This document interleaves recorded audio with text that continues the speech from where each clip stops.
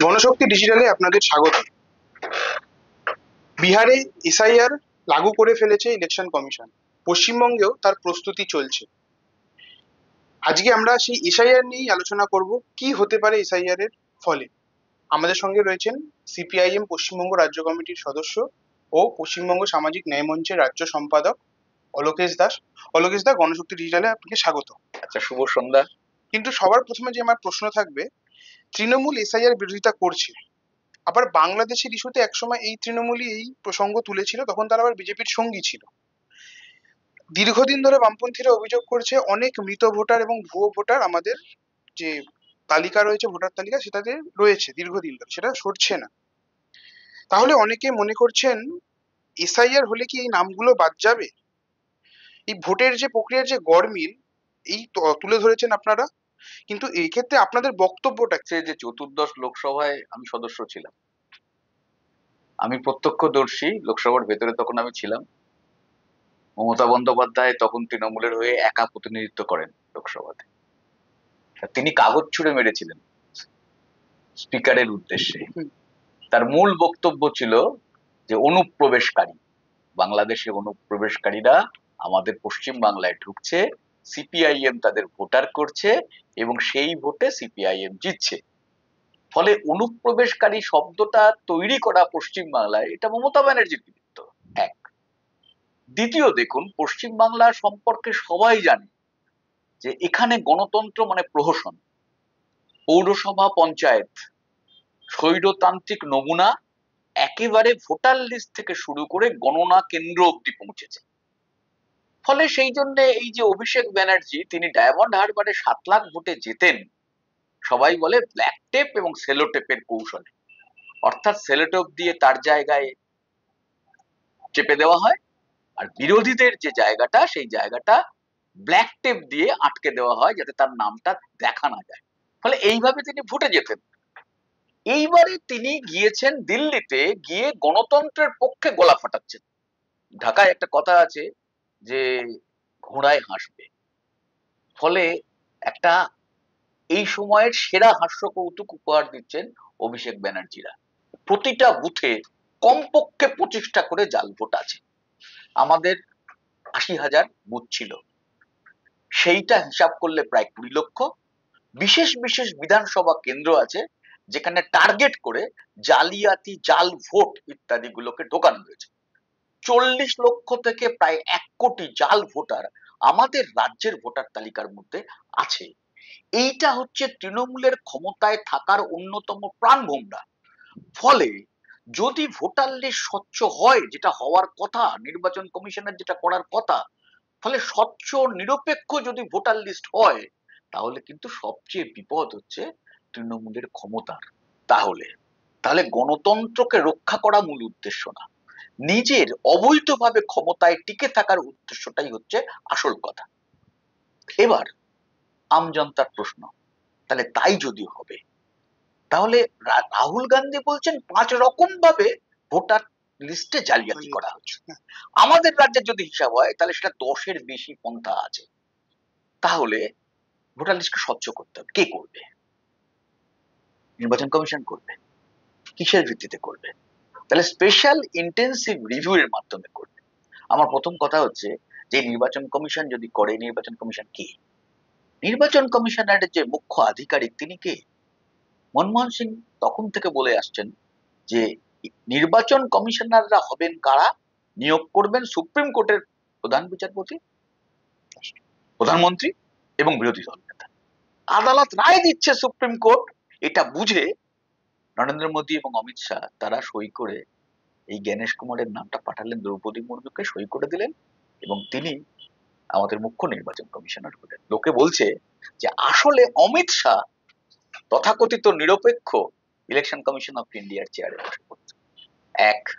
দ্বিতীয়ত, নির্বাচন কমিশনের অবস্থাটা কি? 2024-এর লোকসভা ভোটে কে ছিলেন নির্বাচন কমিশনার? রাজীব কুমার। কোথায় তিনি? মাল্টায় চলে গেছেন, আমাদের দেশের নাগরিকত্ব ছেড়ে দিয়েছেন। কেন তিনি ছেড়ে গেলেন? কারণ এখন থাকলে এই যে কথা উঠছে গণনা কেন্দ্রে জালিয়াতি হয়েছে, এই যে কথা উঠছে যে অবৈধভাবে বিজেপিকে, নরেন্দ্র মোদীকে 3.0 ভাবে তাকে প্রধানমন্ত্রী করা হয়েছে, ফলে সেই সব অভিযোগ তাকে বিদ্ধ করতে পারে এটা বুঝে উনি চলে গেলেন।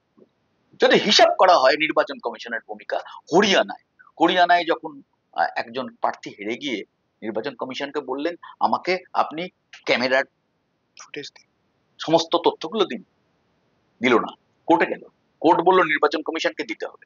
যেদিনকে রায় বেরোলো সেদিনকে নির্বাচন কমিশন তারা সিদ্ধান্ত করলো যে আমরা ইলেকট্রনিক গ্যাজেটের কোনো তথ্য বাইরের লোককে দেবো না। কে নিরপেক্ষ? মহারাষ্ট্রে কি হয়েছে? মহারাষ্ট্রে 5 বছর, 24 সালের আগের 5 বছরে ভোট বেড়েছে 31 লক্ষ। তারপরে বিধানসভা ভোট, 5 মাসে ভোট বাড়লো 39 লক্ষ। 18 বছরের ওপরে যা জনগণ তার চেয়ে বেশি ভোটার হয়ে গেল। কোথায় হলো? 2024 সালে যে যে কেন্দ্রগুলোতে বিজেপি হেরে গিয়েছিল ঠিক সেই সেই কেন্দ্রগুলোতে এই ভোটারটা বাড়লো এবং বিজেপি জিতলো। তাহলে নিরপেক্ষ ভোটার লিস্ট করবার দায় নেয়নি, নির্বাচন কমিশন যে দায় নিয়েছে বিজেপিকে জেতানোর জন্য। আচ্ছা, বিহারে হলো 65 লক্ষ, 65 লক্ষ হলো 243টা বিধানসভা কেন্দ্র। আপনি গড়ে ভাগ করুন, গড়ে প্রতি বিধানসভা কেন্দ্রে ভোটার বাদ পড়েছে প্রায় 26,000। 87টা বিধানসভা কেন্দ্র আছে যেখানে গত বিধানসভায় 5,000-এর নিচে প্রার্থীরা জয়ী হয়েছে। তাহলে এক একটা কেন্দ্রে 26,000 ভোটের পার্থক্য চলে গেল, মরে গেল, কেটে গেল। তাহলে আসলে উদ্দেশ্যটা কি? তাহলে আসল উদ্দেশ্যটা হচ্ছে বিজেপিকে ঘুরপথে জেতানো, এটাই মূল লক্ষ্য, ভোটার লিস্ট স্বচ্ছ করা নয়। ফলে বিহারে এই জিনিসটা হয়েছে। তাহলে এইবারে আমার প্রশ্ন হচ্ছে, তাহলে নির্বাচন কমিশন নিরপেক্ষ না, তারা বিজেপির হয়ে কাজ করছে, ফলে আমি ওই এসআইআর যেটা ওদের এখন অস্ত্র, ওই এসআইআর কে দিয়ে আমি কি করতে পারবো? এই যে এখন কথা উঠেছে এসআইআর এর এখন অ্যানালিসিস হচ্ছে, একটা গ্রামের 947টা ভোটার একটা বাড়িতে। রাহুল গান্ধীর সঙ্গে 2জন ভোটার দেখা করতে গেল, তাকে নিয়ে সুপ্রিম কোর্টে গেল, তারা মৃত ইলেকটোরাল লিস্টে। তাহলে এসআইআর কিসের? তাহলে প্রশ্নটা হচ্ছে এই জায়গাটায় যে আসলে তৃণমূলের জালিয়াতি ভোটার লিস্টে তার ক্ষমতার প্রাণভোমরা, সেটাকে যদি সরাতে হয় তাহলে এই এসআইআর ইলেকশন কমিশনকে দিয়ে হবে না। সেই জন্য আমরা বলেছি তাহলে আমরা কি করব, গণতান্ত্রিক মানুষ তার ভোটের অধিকার রক্ষার জন্য কি করব? তাহলে সেই জন্য বলেছি তাদের কর্তব্য হচ্ছে যে ওই 2002-এর নির্বাচনের যে তালিকা, ওই তালিকাটা রেখে তার ভোটাধিকার যাতে থাকে তার জন্য লড়াই করা, মানুষকে সচেতন করা। এসআইআর তোমার বিকল্প ব্যবস্থা না, জালিয়াতি জাল ভোটটাকে রুখে দেওয়ার জন্য। ফলে নিজেদেরকেই সেই ব্যবস্থা করতে হবে, মানুষকে জাগ্রত করতে হবে। আচ্ছা, আরেকটা যে আপনি বললেন যে এসআইআর এর রাজনৈতিক, আমার পরবর্তী প্রশ্নই সেটা থাকতো যে এসআইআর এর রাজনৈতিক যে প্রেক্ষাপটটা কি সেটা আপনি বললেন। এই দেখুন, এসআইআর একটা রাজনৈতিক পরিপ্রেক্ষিত, আমাদের একটা রাজনৈতিক টার্ম আছে যে নয়া ফ্যাসিবাদী বৈশিষ্ট্য। হুম, হুম, নয়া ফ্যাসিবাদী বৈশিষ্ট্য আরএসএস এর, পলিটিক্যাল উইং বিজেপির। হুম, তাহলে তাদের এইটা সামনে আনছে আমাদের দেশে হিন্দুত্বের নামে।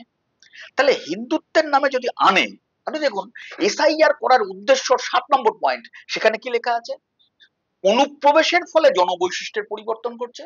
কারা করাচ্ছে? রোহিঙ্গারা এবং মুসলমানেরা। তাই কি আসলে এনআরসি যখন হয়েছিল আসামে, তখন বলা হয়েছিল সব মুসলমানের নাম বাদ যাবে। 19 লক্ষ লোকের নাম বাদ গিয়েছিল, তার মধ্যে 12 লক্ষ হচ্ছে হিন্দু, 1 লক্ষ গোর্খা। তাহলে হিন্দুদের নাম বাদ গেল। বলা হয়েছিল জেনুইনিটি দেখা হবে। রাষ্ট্রপতি ফখরুদ্দিন আলুয়ে আমাদের ফ্যামিলির নাম বাদ চলে গেল। যে লোকটা কার্গিলের যুদ্ধে সোনা এনে দিল, সানাউল্লাহ, তার নাম বাদ চলে গেল, তার পরিবারের নাম বাদ চলে গেল। তাহলে জেনুইনিটির কি অবস্থা? সেকেন্ড আপনি চলে আসুন ইয়েতে, বিহারে। বিহারেও বলা হয়েছিল নেপালিরা, রোহিঙ্গারা, মুসলমানেরা তারা অনুপ্রবেশকারী, ওদের নাম বাদ দিতে হবে। কি হয়েছে? 87.3 হচ্ছে হিন্দু বাদ গেছে, বাকিটা মুসলমান বাদ গেছে। তাহলে দেখা যাচ্ছে সংখ্যাগরিষ্ঠ হিন্দু বাদ গেছে। বিরোধী দলনেতা শুভেন্দু অধিকারী তিনি বলছেন মুসলমানের নাম বাদ যাবে, সব তিনি রোহিঙ্গা। বলছেন রোহিঙ্গার নাম বাদ যাবে, তিনি বলছেন অনুপ্রবেশকারীদের নাম বাদ যাবে। ঠিক অমিত শাহ যেমন গত নির্বাচনের সময় বলেছিলেন 2 কোটি উইপোকা আছে, 2 কোটি অনুপ্রবেশকারী আছে, 2 কোটি ঘুষপেটিয়া আছে। যে সংখ্যা দিচ্ছেন গোটা পৃথিবীতে রোহিঙ্গা সংখ্যা এক নয়। আচ্ছা, রোহিঙ্গা যদি হয়, রোহিঙ্গা সেন্ট্রাল গভর্নমেন্ট হিসাব হচ্ছে 17 লক্ষ। আচ্ছা, আপনি বলুন ওই যে আসামে 19 লক্ষ, এখানে গেল 65 লক্ষ, শুভেন্দু বলছে 1,25,00,000 পশ্চিম বাংলায় বাদ যাবে। তাহলে তো শুধু রোহিঙ্গা নয়, রোহিঙ্গার যে সংখ্যাটা যে ফাঁদ পাতা হচ্ছে, তাহলে সেই ফাঁদটা থাকছে না। আপনি যদি মুসলমানদের কথা বলেন, আচ্ছা আমি ধরে নিলাম তর্কের খাতিরে যে মুসলমানদের অনুপ্রবেশ ঘটেছে। আচ্ছা, মুসলমানদের অনুপ্রবেশ ঘটলে তাহলে কি হবে? পশ্চিম বাংলায় জনস্ফীতি হবে। তাহলে পশ্চিম বাংলায় যেহেতু মুসলমানদের অনুপ্রবেশ ঘটেছে, অন্য রাজ্যের তুলনায় পশ্চিম বাংলায় জনশতাংশ বৃদ্ধি হবে না। গোটা দেশের তুলনায় দেখুন, গোটা দেশের 2.1, আমাদের 1.8 কম। আচ্ছা, এবার যদি দেখুন, আচ্ছা মুসলমানরা এখানে আসবে কেন? একটা দেশের অর্থনীতি যদি একবারে ডাউনফল হয়ে যায়, তখন সেখান থেকে আসবে। কিন্তু আপনি বাংলাদেশের অর্থনীতি দেখুন আর ভারতবর্ষের অর্থনীতি দেখুন, 80 সাল থেকে এখনকার যদি হিসাব হয়, 96% টাকার দাম ফল হয়েছে। তাহলে আমাদের অর্থনীতি এবং বাংলাদেশের অর্থনীতি দুটোকে যদি আপনি হিসাব করেন, আচ্ছা আমি ধরে নিলাম যে এখানে মুসলমান সব এসেছে বাংলাদেশ থেকে। আচ্ছা, বাংলাদেশের জনসংখ্যা দেখুন, তাহলে মুসলমান যদি ওখান থেকে আসে, তাহলে ওখানে কি হবে? ওখানে মুসলমান কমে যাবে আর ওখানে হিন্দু বাড়বে। উল্টোটা হয়েছে, ওখানে মুসলমান বেড়েছে, হিন্দু কমেছে। আমাদের এখানে 48 থেকে 50 সাম্প্রদায়িক দাঙ্গা, আমাদের এখানে 71 সাল বাংলাদেশের মুক্তিযুদ্ধ, 75 সাল বঙ্গবন্ধুর খুন হয়ে যাওয়া, হযরত বালের ঘটনা, 91 সালের বোম্বে ব্লাস্ট, 92 সালে বাবরি মসজিদ, 2002 সালে গুজরাটের গণহত্যা। ফলে বিভিন্ন রাজনৈতিক যে পরিপ্রেক্ষিত, যে পরিপ্রেক্ষিতের জন্য দায়ী হিন্দু মৌলবাদীরা, ফলে হিন্দু মৌলবাদীরা এমন একটা পরিস্থিতি তৈরি করছে যে ওদেশে হিন্দুরা বিপন্ন হচ্ছে বাংলাদেশে, ফলে তারা এখানে আসতে বাধ্য হচ্ছে। তাহলে এই যে মুসলমান এবং রোহিঙ্গাটাকে সামনে আনা হচ্ছে, তাহলে আসল ঘটনাটাকে আড়াল করবার জন্য। পরের প্রশ্ন এটাই থাকবে, আপনারা বারংবার এটা বলছেন যে এই এসআইআর হচ্ছে এনআরসির ঘুরপথে এনআরসি লাগু করার কল। এই প্রশ্নটা কেন মানে আসছে, এই কথাটা কেন বলছেন? SIR specially NRC in backdoor. তার কারণ হচ্ছে এর আগে এসআইআর হয়েছে আমাদের রাজ্যে 2002 সালে, একটু অন্যরকম ভাবে হয়েছে। আমাদের দেশে হয়েছে 2004 সালে। এটা খুব রহস্যজনক যে 21 বছর পরে আবার এসআইআরটাকে গ্রহণ করতে হলো কেন। কিন্তু কোনোবার নির্বাচন কমিশন সাহস দেখায়নি ভোটারদের মধ্যে ভাগ করা। এবারে কি বলা হয়েছে, 87 সালের আগে তোমার ভোটার লিস্টের নাম, তারপর বলা হয়েছে 87 সাল থেকে 2002 সাল, তারপর বলা হয়েছে 2002 সালের পরে আর একটা পর্ব। তাহলে ভোটারদের 3টে ভাগে ভাগ করা হলো কেন? নির্বাচন কমিশনের কাজ হচ্ছে ভোটারদের নাম নথিভুক্ত করা, উল্টো হচ্ছে। 7,89,00,000 মানুষকে বিহারে বলা হয়েছে তোমাকে প্রমাণ করতে হবে তুমি ভোটার কিনা, পুরো সংবিধান বিরোধী। তার মানে আসল লক্ষ্যটা হচ্ছে বাদ দেওয়া। দেখুন এই যে এনআরসি যখন হলো, আসামে 19 লক্ষ লোকের নাম বাদ গেল, বিহারে এসআইআর 65 লক্ষ লোকের নাম বাদ গেল। এখন শুভেন্দু বলছে 1,25,00,000 লোকের নাম বাদ যাবে। কনস্টিটিউশন বলছে এটা হবে ইনক্লুসিভ, আর এরা করতে চাইছে এক্সক্লুসিভ। তাহলে এনআরসির মধ্যে কি ছিল? Detect, delete, deport. এবার দেখুন এখানে চলে আসুন, 87 সালের আগের কথা আসছে কেন? রাজীব গান্ধী যখন প্রধানমন্ত্রী ছিলেন, উনি হঠাৎ করে বললেন জন্মালেই কিন্তু এদেশের নাগরিক হবে না, তাই না? তার বাবা কিংবা মাকে দেখাতে হবে তাদের নাগরিকত্ব। 2003 সালে আদবানি ছিলেন, বাজপেয়ী ছিলেন, তখনও আমি পার্লামেন্টের মেম্বার, ওনারা বললেন যে না, জন্মালেই হবে না, বাবা এবং মা দুজনকেই নাগরিকত্বের প্রমাণ দেখাতে হবে, আর যদি কেউ না দেখাতে পারে বাবা বা মার, তাকে পাসপোর্ট বা ভিসা দেখাতে হবে, তাহলে ওটা নাগরিকত্ব। ইলেকশন কমিশন অফ ইন্ডিয়ার কাজ নয় কোন মানুষের নাগরিকত্ব দেখা। ভোটার তালিকায় তার 18 বছরের উপর বয়স হয়েছে, তার এদেশের নাগরিক ভোট দিতে পারবে। এটা হচ্ছে এনআরসি প্রক্রিয়া চালু করা। দ্বিতীয় কথা সেটা হলো যে দেখুন, কথা হচ্ছে যে বার্থ সার্টিফিকেট লাগবে না। আচ্ছা, যে যে প্রমাণপত্রগুলো আছে আপনি বলুন, যে এসসি এসটি সার্টিফিকেট, পশ্চিমবাংলায় দেখুন মমতা ব্যানার্জিরা কি করছে, এসসি এসটি সার্টিফিকেট চাইলে 71 সালের জমির দলিল দেখাতে হবে। তাহলে ব্যাপারটা সহজ, ব্যাপারটা স্বাভাবিক। দ্বিতীয় কি, দ্বিতীয় হচ্ছে জমি, কত লোকের জমি আছে, জমির দলিল। আচ্ছা, কটা লোক রেজিস্টার্ড নাগরিকের সার্টিফিকেট হোল্ড করে? এডুকেশনাল সার্টিফিকেট চাইছে, আমাদের এখানকার লিটারেসি পার্সেন্টেজ কি আছে? যারা নিরক্ষর তারা কোথায় যাবে? অনলাইনে তারা কিভাবে তুলবে ভোটার লিস্ট? অনলাইনে কিভাবে তারা অ্যাপ্লাই করবে? এনুমারেশন ফর্ম কিভাবে তারা বুঝবে? ফলে গোটা ব্যাপারটা জটিল, এবং শেষ অব্দি দাঁড়াচ্ছে 87 সালের আগে জন্ম হলে 2002 এর ভোটার লিস্টের কপি, 87 সালের পরে হলে বাবা মা আমার বার্থ সার্টিফিকেট, বাবা এবং মার মধ্যে অবলিক, আর 2002 সালের পরে বাবা এবং মা এবং আমার বার্থ সার্টিফিকেট। বার্থ সার্টিফিকেটের এনরোলমেন্ট কবে থেকে শুরু হয়েছে? ফলে গোটা প্রক্রিয়াটা পুরো, এই যে বলা হচ্ছে না 1,25,00,000, আমার নিজের যদি ধারণা হয়, দেখুন আসামে যে আমাদের বর্ডার বাংলাদেশের সঙ্গে 9 গুণ বেশি, তার মধ্যে পোরাস বর্ডার, ছিদ্র ছিদ্র ফাঁকা। আসামের যে জনসংখ্যা তার 3 গুণ জনসংখ্যা পশ্চিমবাংলা, তাহলে ওখানে 19 লক্ষ লোকের নাম বাদ গেছে। This number one. দেখুন, সেকেন্ড, ইলেকশন কমিশন বলছে যে অর্ডিনারি রেসিডেন্ট তাকে ভোটার করা হবে। অর্ডিনারি রেসিডেন্ট মানে যে মাইগ্রেন্ট ওয়ার্কার, যেটা মমতা কম করে দেখাচ্ছে 26 লক্ষ, আসলে 50 লক্ষের বেশি। মমতা যে এদের কাজ দিতে পারেনি, সেই জন্য যে ওরা বাইরের রাজ্যে গিয়ে কাজ করছে, এই অপদার্থটা ঢেকে রাখার জন্য এটা কমাচ্ছে। তাহলে 50 লক্ষ লোকের নাম বাদ যাবে। যে কর্ণাটকে কাজ করছে সেখানকার ভোটার, এখানকার ভোটার নয়, এখানকার ভোটার থেকে ডিলিট হবে। তৃতীয়টা আরো মারাত্মক, মমতা দেখাচ্ছে 1.5 কোটি লোক বাইরে থেকে এসেছে এখানে। আমার ধারণা না, সে পরিবেশ পশ্চিমবাংলায় নেই। পশ্চিমবাংলা থেকে কাজের জন্য বাইরে চলে যাচ্ছে, বাইরের লোক পশ্চিমবাংলায় কাজ করতে আসবে। কিন্তু যারা হিন্দি বলয় থেকে আসছে তারা যদি এখন ভোটার হয়, তাহলে ওই বলয় থেকে প্রভাবিত করার চেষ্টা করা হবে যে বিজেপির পক্ষের ভোট তৈরি করবার জন্য। ফলে আর একটা ভয়ঙ্কর দিক।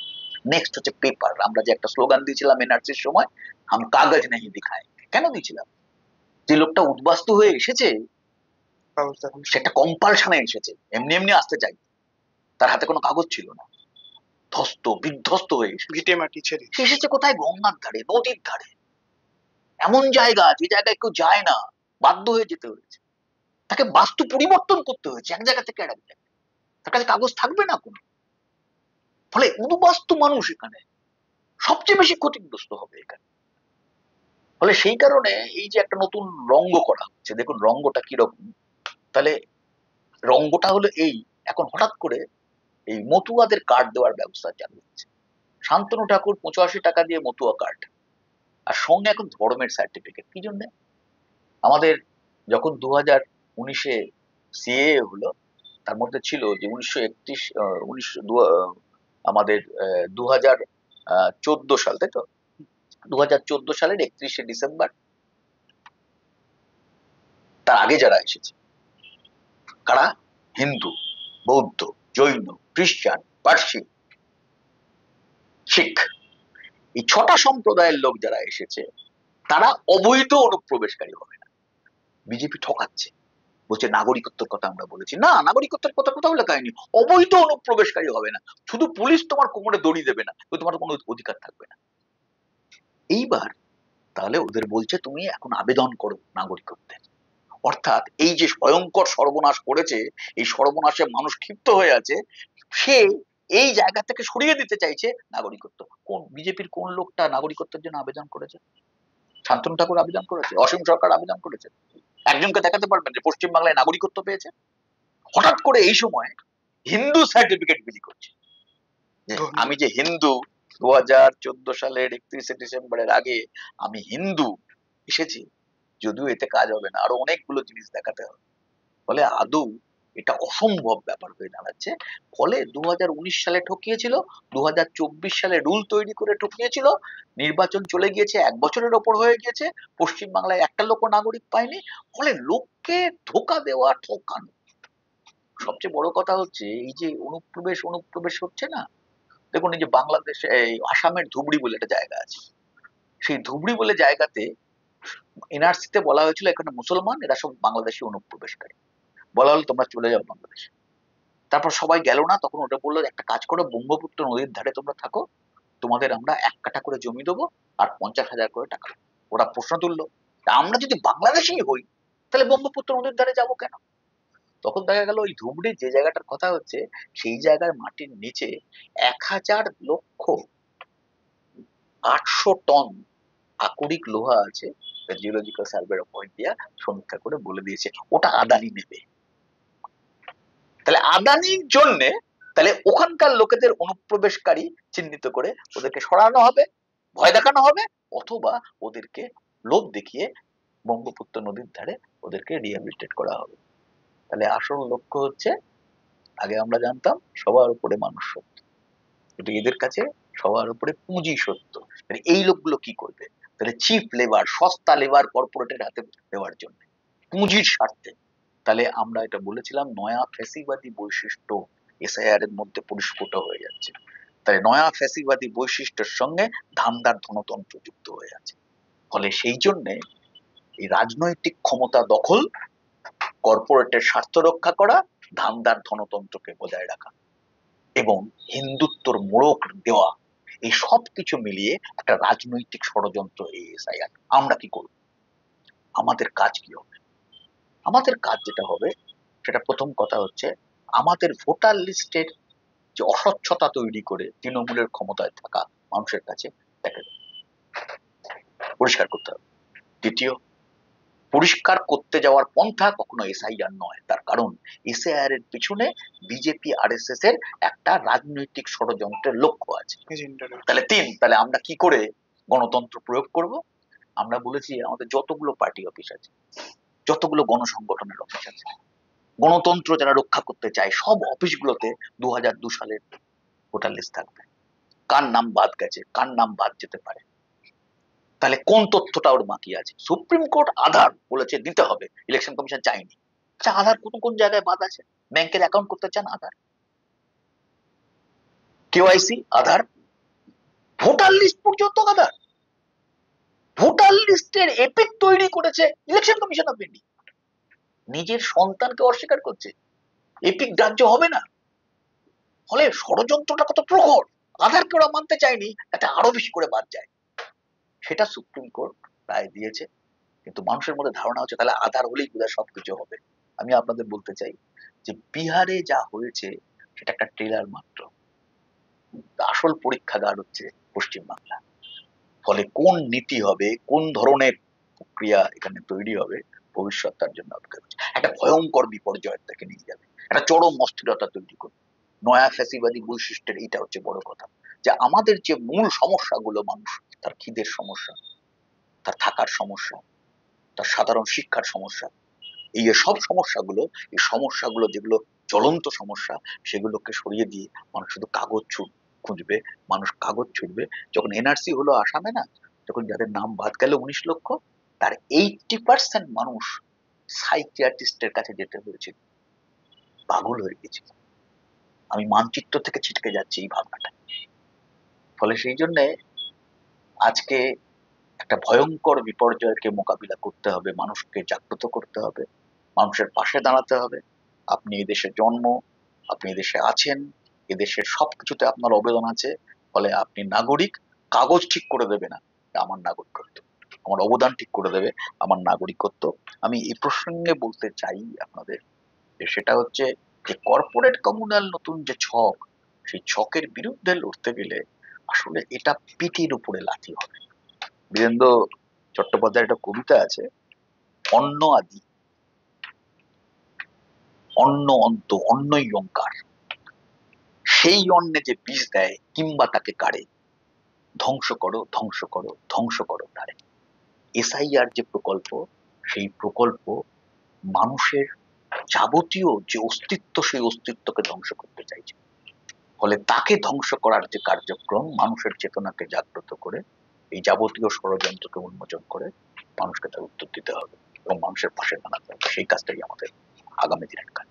যেমনটা বলছিলেন অলোকেশ দা, মূলত প্রান্তিক গরিব অংশের মানুষকে বাদ দেওয়া ভোটার লিস্ট থেকে, তার বিরুদ্ধে এই রাস্তার লড়াই, আন্দোলন সংগ্রাম পথে চালিয়ে যাবে বামপন্থীরা। এবং এই বামপন্থীদের যে আন্দোলন, সেই আন্দোলন এই পশ্চিমবঙ্গে এসআইআর এর যে পরবর্তী রূপরেখা তা আটকানোর জন্য সচেষ্ট হবে বলে তিনি আশাবাদী। খবরের জন্য আরো চোখ রাখুন গণশক্তি ডিজিটাল। এই ভিডিওটিকে লাইক করুন, আপনার গুরুত্বপূর্ণ মতামত কমেন্টের মাধ্যমে আমাদের জানান এবং আমাদের চ্যানেলের ভিডিও সবার আগে দেখার জন্য ইউটিউবে গণশক্তিকে সাবস্ক্রাইব করুন, ফেসবুকে ফলো করুন এবং শেয়ার করুন আপনার পরিচিতদের মধ্যে।